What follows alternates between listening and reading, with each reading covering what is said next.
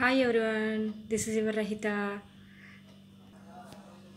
ఈరోజైతే ఒక చిన్న విషయం మీతో షేర్ చేయాలనుకుంటున్నాను. నాకు తెలిసింది, నేను నేర్చుకున్నది ఏంటంటే రెండు విషయాలు ఉంటాయి. ఒకటి, ఎంత ఖర్చు పెట్టినా పెరిగాయి ఉంటాయి, ఎంత పొదుపు చేసినా అయిపోయి ఉంటాయి. ఆ రెండు విషయాలు తెలుసుకుందాం. ఈ రోజుల్లో ఎక్కువ మందికి ఒక కాన్షియస్నెస్ వచ్చేసింది, హెల్త్ కాన్షియస్. ఏం తింటే బాగుంటుంది, ఎలా డైట్ చేయాలి, ఎలా ఎక్సర్సైజ్ చేయాలి, ఇదంతా వచ్చేసింది. ఎంత హెల్తీ ఫుడ్, అది ఎంత కాస్ట్, డ్రై ఫ్రూట్స్ అయినా మటన్ అయినా ఎంత ఖర్చు అయినా కంపల్సరీ తీసేసి ఫుడ్ తినేస్తున్నారు, బాగానే ఉంది.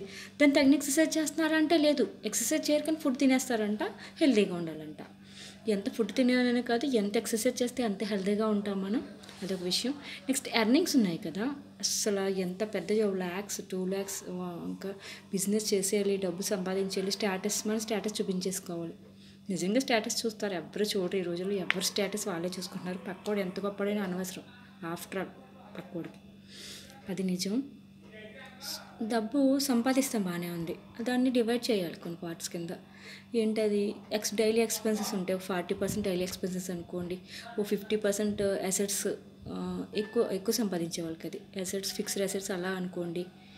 ఇంకా 10% ఎంటర్టైన్మెంట్ కానీ, వాళ్ళ హ్యాపీనెస్ కోసం, లగ్జరియస్ లైఫ్ కోసం ఖర్చు పెట్టేస్తారు ఇన్ని రకాలుగా. సో ఎంత ధనం సంపాదించినా అంత లేదు, దాని తగ్గ ఖర్చు కనపడుతుంది, మన స్టేటస్ మెయింటెనెన్స్ చేసుకోవాలి, ఇన్ని రకాలు ఉంటాయి. ఇవి రెండు సరే. ఇంకా ఎంత ఖర్చు పెట్టినా పెరిగాయి ఉంటాయి. ఏంటది చెప్పనా? జ్ఞానం. ఎంత జ్ఞానం ఎవరికి షేర్ చేసినా అది పెరుగుతూనే ఉంటుంది కానీ తగ్గదు.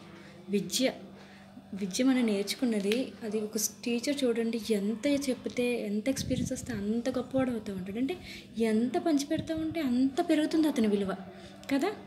అది జ్ఞానం కూడా అంతే. మనం నేర్చుకున్నది ఏదైనా ఎవరికైనా షేర్ చేయడంలో అది పెరుగుతూ ఉంటుంది. నెక్స్ట్, హెల్పింగ్ నేచర్ ఉంది చూసారు, అది ఎంతమందికి హెల్ప్ చేస్తే ఇంకా ఇంకా చేయాలనిపిస్తుంది, పెరుగుతుంది కానీ తరగదు. అలా ఇప్పుడు ఏదైనా సరే, మనం ఏదైనా గివింగ్ అనేది, అది టేకింగ్, ఒకరు ఇచ్చే తీసుకోవడంలో గొప్పే ఉండదు. ఎవరు ఎంత ఇచ్చినా మనకు ఆశ తనువు తీరదనమాట, ఆశకు అంతే లేదు.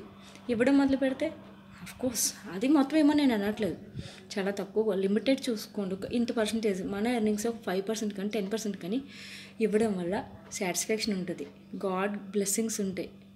ప్రతి ఒక్కళ్ళు ఒక గుడ్ విల్ ఉంటుంది మనకి. సో మనకి సాటిస్ఫాక్షన్ ఉంటుంది, గుడ్ విల్ కూడా ఉంటుంది. ఓకేనా? సో ఇవ్వడం నేర్చుకోవడంలో మనకి ఏ రకంగా చూసిన ప్లస్ పాయింటే.